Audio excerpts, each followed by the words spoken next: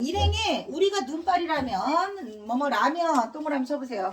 자, 뭐뭐 한다면 뭐뭐라면 if 가정법이에요. 국어에서도 뭐뭐 한다면 그러면 가정법 쓰이는 거예요.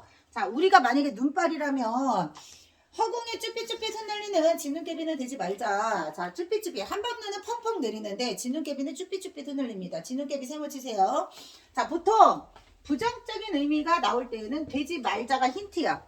되지 말자고 했으니까 진눈깨비 부정적이에요. 사람들을 힘들게 고통스럽게 만드는 거. 세상이 바람 불고 춥고 어둡다 해도 줄 치세요. 자, 화자가 바라보는 세상은요. 춥고 어둡고 바람이 분대. 아름답고 행복한 세상 아니면 힘들고 괴로운 세상. 힘들고 괴로운 세상. 이 사람이 바라보는 세상은 부정적이야. 이렇게 세상이 너무 힘들고 사람들이 고통스러워하고 있는 현실 속에서 진눈깨비가 내리면 더 고통스럽겠죠. 그러니까 사람이 사는 마을 가장 낮은 곳 줄치세요. 가장 낮은 곳. 자, 영성아 28쪽이다. 아 그래요? 진짜 자. 굉장히 궁금하더라. 가장 낮은 곳에 사는 사람들은 아주 많이 힘든 사람들이 모여 사는 곳. 자, 우리가 문학에서 이런 사람들을 뭐라고 하냐면 소외된 사람들. 돈 없고 돌봐줄 가족 없고 외롭고 힘든 지친 사람들이 사는 곳. 그런 게 가장 낮은 곳이야. 자, 가장 낮은 곳에 고통에 몸부림치고 있는 그런 사람들에게 따뜻한 한방눈이 되어 내리자. 자, 이런 사람들에게 필요한 거 뭐라고요? 한방눈. 동그라미 치세요. 한방눈이 되어 내리자 라고 얘기했으니까 되지 말자. 되지 말자 하고 되자는 서로 반대되는 거지. 되자 긍정적이에요. 되지 말자 부정적이야.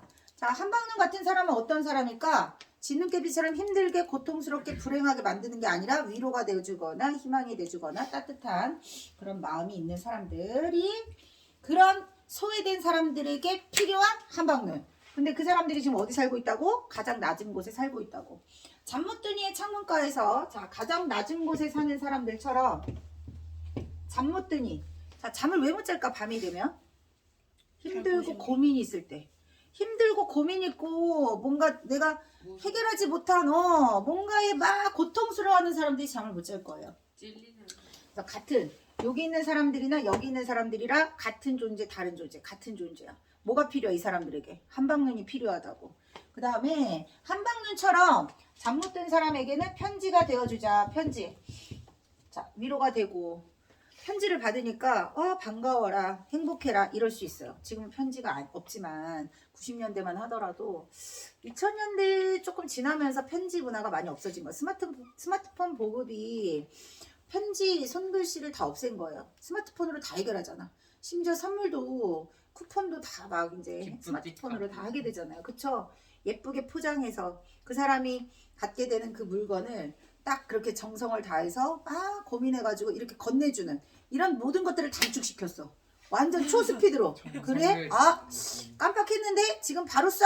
선물 사러 가는 거 깜빡해도 지금 이 순간에 스마트폰으로 선물을 쏠 수가 있어요. 뭐 그런 거. 그런 시대가 되다 보니까 예전에 편지가 가지고 있었던 따뜻한 정을 나누는 이런 거 조금 사라진 것 같기는 해. 제일 먼저 사라진 건 월급 봉투예요. 월급 봉투.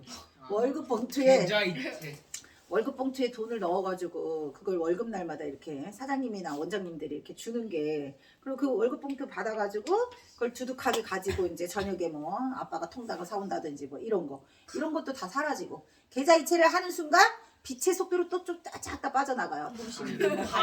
이렇게 되는 그런 거지. 그런 것처럼 이제 현물 돈을 볼 일이 거의 없어요. 세뱃돈 말고는. 그쵸? 세뱃돈 기다리고 있죠. 용돈도 용돈도 자동이체 아니야 솔직히? 세뱃돈 각자 뭐합니까? 엄마가 가져가는데. 진짜? 체크카드 안 쓰고요? 세뱃돈 각자 뭐합니까? 엄마가 가져갑니다. 그렇군요. 편지가 그런 시대야. 약간 아날로그 감성이기는 하지만 편지를 주고받던 시절에 따뜻한 온기와 정이 있단 말이야. 지금은 그런 게 많이 사라졌어. 이 시를 썼을 때만 하더라도 편지가 누군가에겐 위로가 되었다. 국군 장병 아저씨께 사랑하는 우리 엄마 아빠 뭐 이러면서 요즘에 한 번씩. 안 구할 때도 다 카톡을 하던데. 그런가? 휴대폰 이제 가져갈 수 있어. 토요일날마다 한다고. 너희들은 군대 관심 많구나 벌써부터. 저희는 딱히 7년 뒤에 어차피 피할 수 없으니까. 자랑이다 했는데. 그 다음에 세 번째 깊고 붉은 상처.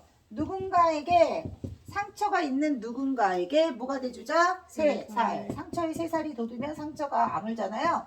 자, 3살, 편지, 한방눈 모두 누군가에게 뭐가 된다? 위로가 된다, 희망이 된다, 기쁨이 된다. 그런데 이런 위로와 희망과 기쁨이 필요한 사람은 어떤 사람들이다? 1번, 2번, 3번. 가장 낮은 곳에서 잠 못 들고 그 다음에 상처가 있는 사람들에게 우리는 한방눈 같은 사람이 되어야겠다. 뭐는 되지 말자. 진눈깨비는 되지 말자. 자, 29쪽 1번. 자, 상황을 가정하는 표현을 쓰고 있어요. 가정 동그라미 치세요. 가정 어디 있었어? 왼쪽에. 뭐뭐라면. 자, 답의 근거를 찾으셔야 됩니다. 뭐뭐라면 또는 뭐뭐 한다면. 풀이에. 자, 가정에는 가정이 어디 쓰였다고? 영성아 1번 봐. 고치지 말고. 지금 이거 맞는 게 중요한 게 아니야. 풀이에. 가정 동그라미 안 쳐? 가정 어떻게 찾으라고 그랬어? 뭐뭐 라면. 이 시에서 뭐뭐 라면 하는 것처럼 먼 훗날 당신이 찾으신다면 뭐뭐 한다면 이런 거 다 가정이야.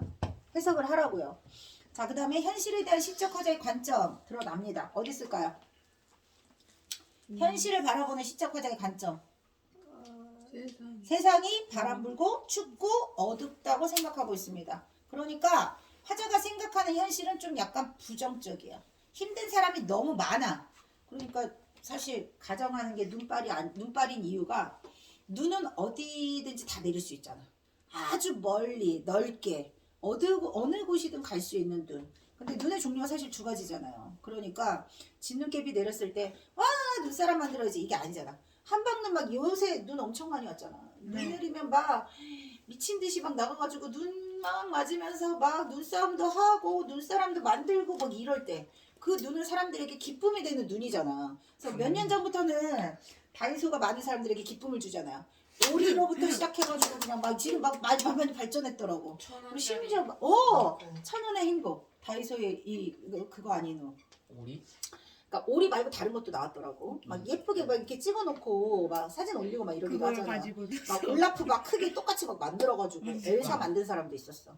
이렇게 한방눈이 내렸을 때 자꾸 소소한 기쁨을 주는 것처럼 세상에는 그런 기쁨과 희망을 주는 존재가 필요하다. 왜? 세상이 너무 힘들기 때문에. 그래서 2번에서 화자의 관점이 드러나 있는 곳은 아까 얘기했던 1, 2, 3, 4, 5행이 있었습니다. 선생님이 시에서 찾으라 했어요. 바람 불고 춥고 어둡다. 거기에요. 5행. 그 다음 명령형. 자, 여러분 명령형은 어떻게 쓰는 걸까요? 뭐뭐 해라. 자, 뭐뭐 해라로 쓰는 거예요. 명령형은 뭐뭐 해라 라고 끝나는 거야. 근데 이 시는 명령으로 끝나지 않고 어떻게 끝났죠? 뭐뭐 하자로 끝났잖아. 되지 말자, 되자. 그러면 자는 무슨 형일까요? 청유형이에요. 고치세요. 자, 명령형은 너한테 시키는 거야. 청유형은 나랑 같이 라는 뜻이야. 그래서 달라. 명령형 아니고 뭐라고요? 청유형. 그 다음 5번에서 긍정적 시어 뭐 있어요? 한방눈? 편지 3살. 그 다음 부정적 시어 뭐 있었어요? 진눈깨비. 진눈깨비. 자, 대조 동그라미 치시고. 대조 동그라미 치시고. 그래서 답이 몇 번이에요? 4번이에요. 자, 1번이 왜 중요할까요? 시에 나오는 모든 것들을 다 찾으셔야 됩니다. 시에서 답을 찾을 것. 그 다음 2번, 3번입니다. 위로할 줄 아는 사람. 그 다음 3번, 2번입니다. 진눈깨비 부정적이야. 사람들을 힘들게 하는 것들이야. 그 다음 기억의 의미는 뭘까요? 소외된 사람들이 힘겹게 살아가고 있는 곳. 소외된 사람들은 뭐라고 했죠? 어떤 사람이라고 그랬죠? 가난한 빈민 또는 사회적 약자. 왜 우리 학교폭력 이런 것도 사회적 약자를 힘들게 하는 것들이잖아. 그런 사람들도 소외된 사람들이야. 그리고 뭐 가정폭력, 학교폭력, 뭐 먹고 살기 힘들어가지고 그냥 밥을 굶듯이 한다거나 아니면 막 이렇게 딱지 같은 거 붙어 있어가지고 뉴스에 가끔 나와. 뭐 동반 자살, 뭐 생활고에 시달리는. 그 다음에 뭐 이제 독거노인 뭐 이런 사람 있잖아. 독거노인 분들한테 뭐 연탄 배달, 김장 봉사, 뭐 겨울 되면 특히 봉사 활동이 많은 이유. 추우니까 더 힘들어져. 난방비 뗄 그게 없어가지고 힘들어하는 사람들도 있단 말이야. 아니면 부모님이 안 계셔서 힘들게 살아가고 있는 그 뭐 청년가장? 한부모 가족. 뭐 그런 거 지금 말한 이런 거 누군가의 사회적 온정이 필요한 이런 사람들을 다 뭐라고 한다고? 소외된 사람들. 이런 소외된 사람들을 우리 다 같이 어떻게 해야 돼요? 따뜻한 관심과 배려가 필요하다. 이런 내용의 시가 엄청 많이 나올 거야. 소설도 마찬가지야. 문학에서 가장 많이 주제로 다루는 것 중에 하나예요. 그러니까 우리 주변에 너희들은 소외된 계층이 아니란 말이야. 근데 우리 주변에 어딘가에는 누군가의 도움의 온정이 필요해서 그거를 나누는 사람들이 꽤 많아. 그래서 뭐 이번에 기부했어요. 아니면 이번에 봉사 다녀왔어요. 이런 거 얘기하는. 선한 행위를 통해서 사람들에게 또 선한 영향력을 행사하는 사람들 꽤 많아요. 뭐 기부 달리기 대회, 뭐 마라톤 대회에서 맨날 마라톤 뛰는 분도 있고, 그리고 뭐 이번에 이렇게 유튜브에서 난 수익을 누구누구 이렇게 쓰라고 이렇게 저기 뭐지 기부했어요, 전달했어요. 이런 것도 있고, 평생을 김밥 장사 하셨던 할머니가 자기가 모았던 전 재산을 학생들에게, 나는 어렵게 살았지만 꿈이 있는 젊은이들에게 경제적으로 어려워서 배움을 잘 이어나가지 못하는 학생들에게 잘 써주세요. 이러면서 장학금을 전달한다든지. 우리 사회에 그런 따뜻한 온정의 그런 손길을 펼치는 사람들도 많지만 상대적으로 그렇지 못한 사람들도 있어. 그냥 외면하고 이기적으로 그냥 나만 생각하는 그런 사람들이 훨씬 더 많을 수 있단 말이야. 그런 사람들에게 한 번쯤은 이런 따뜻한 사회를 위해서 우리가 생각해야 하는 사람들이 있다라는 내용의 문학 작품이 엄청 많이 나오니까 잘 기억하시오. 자, 그리고 3번에 몇 번이죠? 다 있죠? 넘기세요. 30쪽. 자, 30쪽에서 특징 볼까요? 특징. 자, 상징 동그라미, 대조 동그라미. 오늘 세 작품 모두 상징이 쓰이고 있다고 그랬어요. 상징에는 뭐가 없다고 그랬어요? 원관념이 직접 드러나지 않는다고 했습니다. 대조가 뭐예요? 서로 반대되는 속성을 가지고 있는 거. 선생님이 찾는 방법 알려줬어. 뭐뭐 하지 말자 이러면 부정적일 수밖에 없다고 그랬어요. 그 다음 청류형 문장 뭘로 끝난다고 그랬죠? 자로 끝난다고 했어요. 자. 청류형은 자. 명령형은 라. 특징 보는 거야, 영성아. 그 다음 우리가 눈발이라면 라면 무슨 표현? 가정. 자 무슨형? 청유형. 동그라미 치고 있죠? 자, 첫 번째 구성을 보시면 진눈깨비 같은 삶을 살지 말자고 뭐하고 있어요? 당부. 왜 진눈깨비는 되지 말자? 사람들을 힘들게 하니까. 그 다음 4인부터 7인까지 가장 낮은 곳에 누가 살고 있다고 그랬어? 소외된 사람들, 사회적 약자, 가난한 도시 빈민 이런 사람들. 한방눈과 같은 삶을 살아야겠다. 그 다음 8행하고 12행에서 한방눈과 똑같은 소리가 뭐가 있다고요? 편지하고 3살. 편지, 3살, 한방눈 모두 같은 의미. 얘네들하고 반대되는 건 뭐야? 진눈깨비. 자, 그 다음 대립, 동그라미 치세요. 대립. 자, 대립, 대조, 반대 다 비슷한 뜻이야. 긍정적 시어는 한방눈 편지 3살이에요. 이유 얘기했습니다. 상처난 사람에게는 3살이 필요한 거야. 그 다음 잠 못 든 사람에게 뭐가 필요해요? 편지가 필요해요. 가장 낮은 곳에 뭐가 필요해요? 한방눈이 필요하다고 했습니다. 그 다음 부정적 시어는 무관심입니다. 이런 사람들이 죽거나 말거나 나랑 상관없어? 뭐 이러면 안 돼. 외면하면 안 돼. 그 다음 시어의 상징적 의미. 소외된 사람들 동그라미 쳐. 세상 가장 낮은 곳에 살고 있는 소외된 사람들의 예를 얘기했습니다. 여기 쓴 거 아니어도 또 많이 있겠지. 뭐 그 미혼모 여자도 있을 수 있고 또 이제 그 할머니 할아버지들 중에 진짜 몸이 불편해가지고 거동조차 불편하신 분들이 혼자 외롭게 살고 계시면 이제 구청이나 동사무소 이런 데에서 한 번씩 방문을 해요. 가정 방문. 근데 그걸 매일 규칙적으로 하는 게 아니다 보니까 요즘은 그러신 분들을 위해서 이제 따로 이제 보호 시설 뭐 이런 것들을 마련해 주기도 하죠. 그건 돈이 있어야 들어가는 거고요. 자, 그 다음에 잠 못 드니 현실적 어려움에 처한 사람들이고 상처받고 소외된 사람들이라고 했습니다. 자, 화자가 바라보는 현실 인식 어떻다? 부정적이다. 삭막하고 고통스러운 동그라미죠. 삭막하고 고통스러운 현실을 뭐라고 표현했어요? 바람 불고 춥고 어둡다라고 얘기했어요. 그러니까 여기에서 바람은 긍정적일까요? 부정적일까요? 부정적이에요. 누군가에게 바람이 시원해라 이런 긍정적이잖아. 너무 춥고 배고프고 힘든 사람에게 바람이 막 불어. 힘든 거겠지?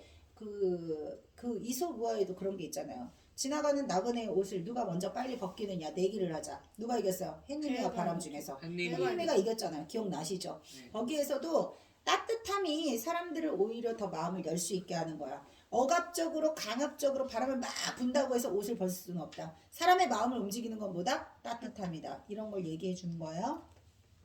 자, 그 다음에 삶의 태도는 힘들고 어렵게 살아가는 이웃에게 위로와 희망이 될 수 있는 따뜻한 삶에 대한 소망, 이런 내용을 주로 썼던 게 안도현 작가의 특징입니다. 안도현 적어놔.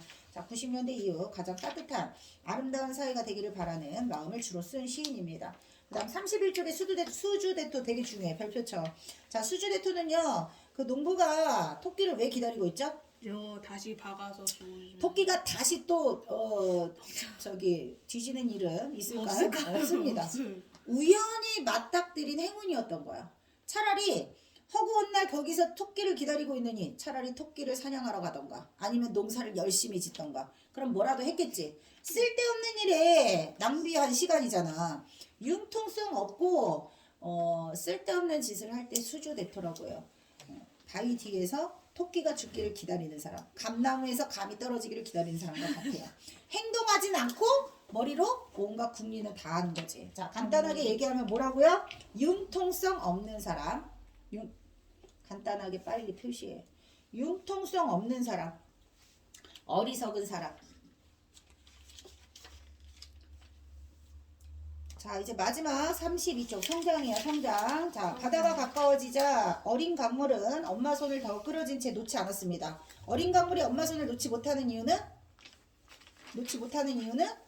두려움 때문에. 어린 강물 동그라미 쳐. 두려움, 무서움.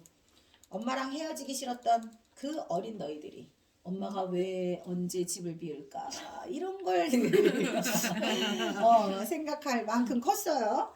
자, 그러다가 그만 거대한 파도 세무쳐. 자, 바다에 가면 거대한 파도가 있습니다. 그럼 어린 강물이 두려워하는 이유는, 바다를 두려워하는 이유는 거대한 파도 때문이겠죠. 자, 거대한 파도, 고통과 시련. 자, 오늘 인생에서 겪게 되는 고통과 시련을 힘들게 만드는 것들을 많이 배웠습니다. 시에서 아까 얘기한 거, 내를 건너고 고개를 건널 때, 그 다음 진눈깨비가 내릴 때, 바람 불고 추울 때, 그리고 여기처럼 바다를, 그러니까 드넓은 세상을 바다라고 표현하면 바다에는 뭐가 있다? 거친 파도가 있다. 이게 인생에서 겪게 되는 많은 시련과 고통이다. 상징적 표현이지만 다른 시에서도 이런 표현들이 또 나오겠죠. 시는 달라져도. 자, 그러다가 파도의 뱃속으로 뛰어드는 꿈을 꾸다 엄마 손을 아득히 놓치고 말았습니다. 자, 엄마 손을 놓쳤다. 뭐 했다? 이별했다. 이별. 그래, 잘 가거라 아들아. 이제부터는 크고 다른 삶을 살아야 된단다. 누가 한 말이요? 엄마가 한 말이요. 자, 엄마 강물이 아들에게 뭐 하고 있어요? 아들아, 걱정하지 마. 무서워하지 마. 넌 잘할 수 있어. 격려해 주는 거야. 자, 어차피 엄마 품을 떠나야 됩니다. 누구나 다 크면 엄마 품 떠나야 돼. 못 떠나는 것들이 뭐죠? 마마보이 되거나 캥거루족 되거나. 캥거루족 뭔지 알죠? 아니요. 어른이 됐는데도 캥거루가 아이를 이 캥거루 주머니에 넣어갖고 다니잖아. 독립을 해야 되는데 독립하지 못한 어른들을 캥거루족이라고 합니다. 취직을 못했어요. 집이 없어요. 부모님 옆에 그냥 붙어 살래요. 이러는 거죠. 그러면 안 되지. 자, 그리고 다른 삶을 살아야 한단다. 엄마 강물은 새벽에 시린몸을 한번 뒤치고는 시린 동그라미 쳐보세요. 심상 말해보세요. 네. 시린. 조각. 영성아 32쪽이야. 네. 시린 동그라미 치라고요. 촉각적 심상이죠? 시린 몸을 한번 뒤치고는 오리처럼 동그라미 치세요. 자, 오리의 원관념이 뭘까요? 순한 머리. 엄마 강물의 머리. 엄마 강물을 머리라고 표현했어. 의인법이지. 근데 오리처럼이라고 했으니까 직유법도 쓰였어요. 반짝이는 은하들의 길을 따라 산골로 조용히 돌아왔습니다. 엄마는 이제 아이를 떠나보내고 조용히 돌아왔다. 엄마 강물과 이별하게 된 아이는 이제 세상 밖으로 나가서 뭔가를 막 이제 겪게 되겠죠. 자, 문제 보세요. 1번 운율. 자, 운율 동그라미 쳤어? 운율 문제가 계속 나오고 있습니다. 시의 가장 큰 특징이 운율이라서야. 겉으로 드러나는 규칙성 줄 치세요. 자, 운율이 딱 봤을 때 겉으로 드러나는 건 아까 선생님이 끊어 읽으라고 할 때 글자 수 말했을 때 뭐라고 한다 그랬죠? 외형률. 외형률은 운율이 겉으로 일정하게 드러납니다. 근데 외형률은 주로 시조에서 많이 나타난다고 했어요. 시조. 그래서 시조에서 드러나는 외형률은 세트. 사음보랑 세트가 뭐라 그랬죠? 3, 4조. 3, 4조. 3, 4조 또는 4, 4조도 같이 나와요. 외형률. 그 다음 일정한 글자 수 동그라미 정형시 동그라미 치세요. 정형시. 정형시가 시조를 말하는 거예요. 형식이 정해져 있기 때문에 시조는 형식이 정해져 있다. 정형시. 이 시는요. 행과 연의 구분이 없는 산문시입니다. 그다음 일정한 글자수 동그라미죠. 아까 여기서 말했던 3, 4조 이게 글자수를 말하는 거잖아. 글자수가 규칙적으로 반복되는 걸 음수율이라고 해요. 지금 보시면 여기부터 여기까지가 세트인데 이거 가지고 세 문항이나 만들었어요. 요거 한 줄. 알았지? 정확하게 이렇게 기억해야 돼. 시조는 외형률이다. 외형률이 뭐냐? 글자수가 규칙적이다. 끊어있는 마디도 규칙적이다. 줄글처럼 동그라미 치세요. 자, 줄글처럼이라는 것은 줄글을 다른 말로 하면 산문이거든요. 산문시의 특징은 자, 운율이 있을까요? 없을까요? 운율이 있을까요? 없을까요? 산문시. 산문이 아니고 산문시니까 운율이 있어요. 근데 운율이 되게 적게 느껴지는 거야. 적게. 이유가 산문이라는 말은 산문시의 특징은 시의 가장 기본적인 형식이 행이나 연이거든요. 행 또는 연을 구분하지 않는 걸 산문시라고 해. 알았지? 주의하셔야 돼요. 자, 줄글 느낌은 나는 이유는 행이나 연이 없기 때문에. 이 시에 행이 어디 있어? 연도 없어요. 그냥 이걸로 끝난 거야. 근데 운율이 있어야만 시가 되는 거야. 산문하고 산문시는 달라요. 알았죠? 우리가 배우는 산문은 소설 있단 거고 산문시는 지금 여기 나와 있는 것처럼 시인 거야. 이해됐지? 산문시에 대한 기준. 자, 자유시보다 운율이 되게 적게 느껴지는 것도 특징이다.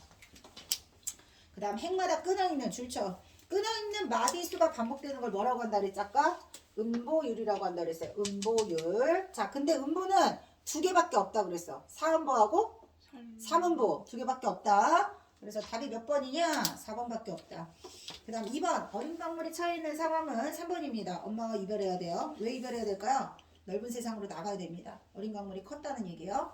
그 다음 3번 잘못 파악한 것은 2번입니다. 그리워하는 고향이 아니고 어디예요? 바다는 넓은 세상. 그래서 아직 가보지 못한 곳 미지의 세상. 두려운 곳.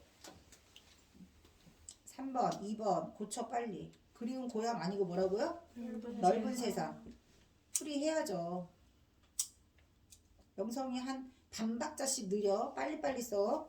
그 다음 4번 엄마 강물의 정서는 뭘까요? 슬프지만 이별은 슬프지만 아이가 잘할 거라고 기대하면서 격려해주면서 이별한 겁니다. 2번이에요. 자, 누구나 다 기대해. 부모님은 내 아들이 잘하겠지 내 딸이 잘해주겠지. 기대에 부응하세요. 자, 그 다음 34조 산문시입니다. 자, 앞에서 갈렙을 특징할 때 자유시 이런 거에는 빈칸이 없었어. 산문시의 빈칸을 뚫어놓은 이유는 시험에서 물어볼 수 있다는 뜻이야. 산문시의 의미, 행과 연이 자유롭다는 거, 행과 연을 구분하지 않는다는 거. 행과 연이 자유롭다는 건 자유시고요. 행이나 연이 안 나온다는 건 산문시란 뜻이고요. 내용상 서정시는 거의 우리가 배우는 대부분의 시는 서정시다. 자, 주제는요. 어린 강물이 성장한다는 거. 엄마 이별해야 혼자서 헤쳐나갈 수 있습니다. 그 다음에 특징에도 행 구분이 없는 줄구처럼 또 나왔잖아. 산문시의 정의 계속 나오니까 시험에 나온다는 뜻이야. 책 볼 때 아 이거 왠지 시험에 나올 것 같아. 계속 반복되는 게 시험 문제다. 선생님도 계속 줄기차게 얘기하잖아. 그 다음 두 번째 성장 과정 줄치시고, 그 다음 세 번째 동화적이다. 엄마랑 아이가 막 유치원에 갔어요 이런 게 아니라 진짜 사람처럼 느낌이 나는데 강물들이 나오고 있잖아요. 구름빵 알아요? 구름빵? 알죠. 막 진짜 잊을 수가 없는 구름빵 뭐 이런 것처럼 뭔가 동화적인 분위기가 많이 느껴진다. 자, 그 다음 혹시 구름빵 내가 말한 구름빵 먹는 거 아닌 거 알죠? 알죠. 이야기책 알죠? 명작도 구름빵 페리토밖에 기억이 안 나요. 그 누나랑 동생이랑 고양이랑 근데 구름빵 겁나 맛있어. 고양이랑 구름빵 처음에 나왔을 때 선생님 여기 글세상 초등부 애들이랑 독서 논술 했었거든. 책이 애들이 너무 좋아하긴 했지만 책이 너무 예쁜 거야. 오, 그래가지고 초초초 히트를 쳤죠. 근데 너무 사기잖아. 자, 구성을 보세요. 자, 바다에 다다랐습니다. 그리고 이제 새로운 세상으로 나가야 돼요. 엄마가 격려했어. 잘할 수 있을 거다. 인생의 순리 별표 쳐. 자, 다 크면 엄마와 이별하는 건 인생의 순리 거부할 수 없습니다. 자, 인생의 순리는 거부하지 말고 어떻게 해야 될까요? 순순히 따라가야겠죠? 김지원 필기 안 해? 자, 인생의 순리는 순순히 따라야 한다. 문학에서 쓰는 말 중에 체념이라는 말이 있어요. 체념.